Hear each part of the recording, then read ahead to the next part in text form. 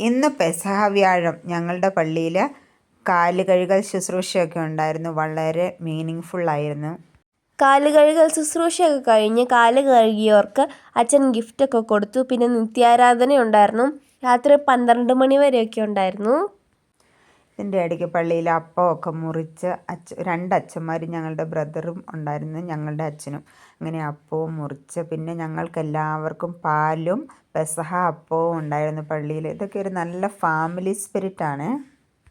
അത് കഴിഞ്ഞ് ഞങ്ങളും വീട്ടിലെത്തിയപ്പോൾ രാത്രിയൊക്കെ ആയി. പിന്നെ ഞങ്ങളും പാലൊക്കെ ഉണ്ടാക്കി കുരിശപ്പം മുറിച്ചു. അപ്പം മുറിച്ച് കഴിഞ്ഞ് വീട്ടിലെ ഗൃഹനാഥന് മൂത്തോർക്ക് തൊട്ട് അപ്പവും കൊടുത്തുകൊണ്ടിരിക്കുകയാണ്. ഇപ്രാവശ്യം ചേച്ചിയും മോനും വന്നിട്ടുണ്ടായിരുന്നു. അതുകൊണ്ട് അവരും ഉണ്ടായിരുന്നു പെസഹായ്ക്ക് വീട്ടിൽ. ഇപ്പോൾ പപ്പ എല്ലാവർക്കും അപ്പം കൊടുത്തുകൊണ്ടിരിക്കുകയാണ്. അപ്പവും പാലും ഒക്കെ കുടിച്ച് ഞങ്ങളങ്ങനെ പെസഹ ആഘോഷിച്ചു. അങ്ങനെ ഇന്നത്തെ ദിവസം പ്രാർത്ഥനയുടെയും ദൈവത്തെക്കുറിച്ചുള്ള ധ്യാനത്തിൻ്റെയും ഒക്കെ ഉള്ള ഒരു നല്ല ദിവസമായിരുന്നു പെസഹ വ്യാഴം.